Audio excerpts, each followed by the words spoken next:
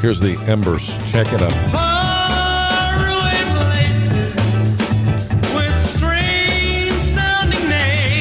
The Embers and the great Jackie Gore singing the lead there. Welcome back to Talk of the Town, 8:39.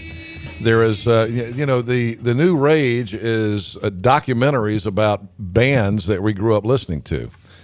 And we talked on the show about McGee, we talked the other day about the Fleetwood Mac one that I saw. Yep. And then the history of the Eagles is the big one. And then, so I was talking about that on the air. And then my buddy Skip Crayton from New Bern sent me an email and said, we did one on the Embers. And I said, well, where is it going to air? And they're selling the DVDs, but it hadn't aired anywhere on TV. And so it's going to make its debut tonight because Skip is letting me play it tonight on our cable TV channel, Cable 7, and it's going to air at 8 o'clock tonight on Cable 7.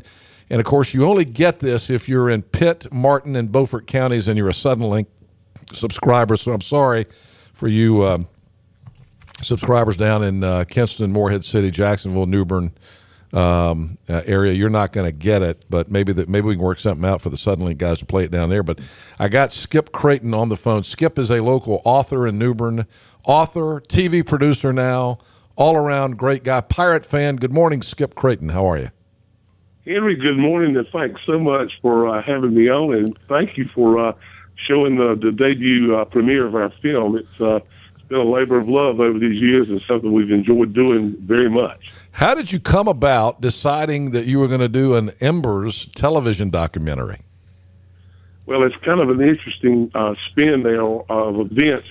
We were going to do a book. In fact, about 7 years ago, I talked to Bobby Tomlinson, who's the last original member of the band at the time, and I wanted to do a book, and it didn't fall in place where I wanted to do it because we wanted total rights to it, to do whatever we wanted to, and it didn't happen. And about 2 years later, he contacted me. He says, look, it's your deal. We'll give you all the rights you need. We're not part of it. Do whatever you want to do. So we're going to write this book for my small publishing company and look at the market of selling the book. Well, my wife, Carol, said, what are you going to do? You going to interview these people? I said, yeah. She said, how are you going to do it? I said, well, we'll do it on audio tape and then do the book.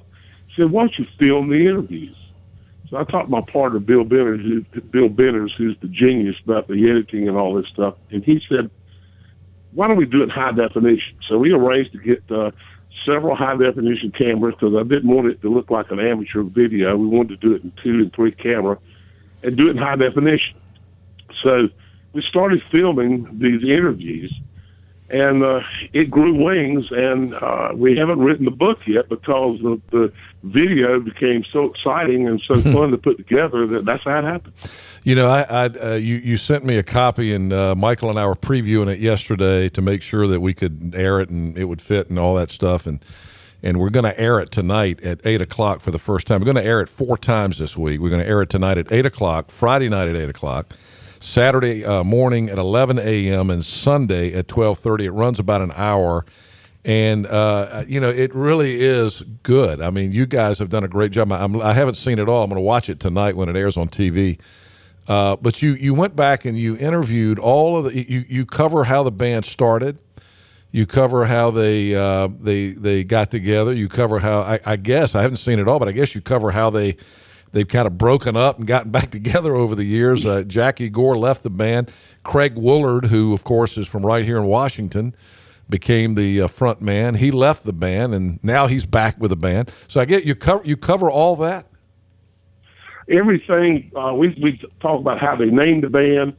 How they formed the band, the original. We interviewed almost every key player that's been with the band from the original. In fact, one of our interviews came from Amsterdam when we had to interview Dave Norkett, the second keyboard player, and we did that over Skype. But we interviewed all these people, and we have a lead-in prologue and an epilogue that's narrated. The rest of it is told in their words. In other words, we don't narrate anything, and we don't take a position. Which is a cool way to do it, by the way, because that's how the Eagles thing is. There's no they tell their own story, which is the way this Embers thing is. Well, that's what we wanted to do, and what we wanted to do is not take a position. The Embers are a feel-good band. Beach music is feel good, and there have been controversies, have been ups and downs, but we let them tell their story. We make no position on it, and it wound up working out very well. And Bill, my partner, Bill Benners, is an absolute genius. We have a friend we published his book, and I said he's so smart. I think that he could do brain surgery. And my friend said, I think I'd let him. I mean, he has never ever edited a movie or anything. And as you can see, the sound, the color, the position of cameras, the way it's cut and edited. My hat's off to Bill. Yes, it's very well done. Very well done. Now, is there a lot of the Embers performances in this? Will people get to watch and hear some of their favorite songs? It's basically the music is transitional, Henry, and that was the thing that was the most difficult part of this putting together. We had to get music rights to all the songs. There's 20 songs, and if you have 2 seconds and you can recognize the song, you have to get the rights to it. That took me over a year. Excuse me. But the bottom line is they're snippets. Some are a little bit longer than others. And soon to follow is going to be a CD by the Embers that has the full songs of every one of the ones we used in the movie. All right, so now you're allowing us to run this tonight. I know that you mentioned to me in one of the emails we exchanged that you're working on getting it on statewide public television on UNC TV. And by the way, if I can help you with that, let me know, because I've got good contacts there. I didn't mention that to you, but I think it would be great to run this on statewide public television. I think everybody in the state ought to have a chance to see it. But you're also selling these DVDs, right? And how do you, if people aren't going to get to watch it tonight and they want to buy one of the DVDs, how do they do that? Have you got a website set up? It's very simple. First of all, you can go to the Embers, just the Embers main website or their Facebook page, or you can go just type in www.McBrideFilms. Now that's spelled with a Y, NCBRYDE films.com. That is it. It will lead you to about a 6-minute trailer, and there's a place you can click on and buy the film right there. We McBrideFilms.com, and we during Christmas. We just did a little bit of a promo on the Embers site. We sold over 500 copies during Christmas for gifts. Hey, be a good Father's Day gift this week too. We think so. We're real excited about it. If you got, you mentioned public television. And you mentioned public television. We have a letter of support from public television that they would run it, maybe during one of their fundraisers. What I need is a major grant for, and we're working on that. Yeah. All right. So if anybody wants to do that, contact me, and I'll put you in contact with Skip.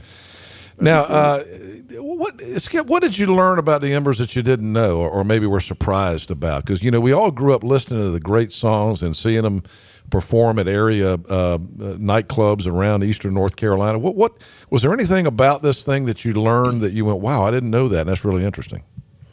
Well, yes, there's right much that I didn't put in the film, and I probably can't talk to you about today. But I'm sure Jackie Gore had some stories you didn't put in the documentary.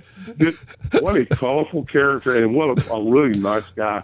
Yeah. One thing I found out is everybody we dealt with were cooperative. They had great memories. There was a real band of brothers, and when it would break up for whatever reason, a lot of the people that would leave the band would kind of feel very lost with it. But all in all, we found that they're as big a franchise name, I think, in North and South Carolina as Budweiser, which sponsored them for years, or Pepsi-Cola, or BB&T, or First Citizens. They are just people. You can talk to somebody who's moved to Newbern, North Carolina 2 years ago from New Jersey, and they know who the Embers are. Yeah. It's funny. Jackie Gore has one of the great voices of all time. And that Faraway Places song, when it came out, it was, I guess that was their biggest commercial hit. It really kind of climbed up the Billboard charts and got some national airplay. Never was a huge hit, but it got a lot of certainly regional airplay, and you can hear Jackie's great voice in that. He has one of the all-time great singing voices, and it was just incredible to hear Jackie perform live when he was the front man. And he left the Embers, and everybody thought, oh, the Embers are done. When Jackie Gore, he left and started his own band, and everybody thought, well, that's the end of the Embers.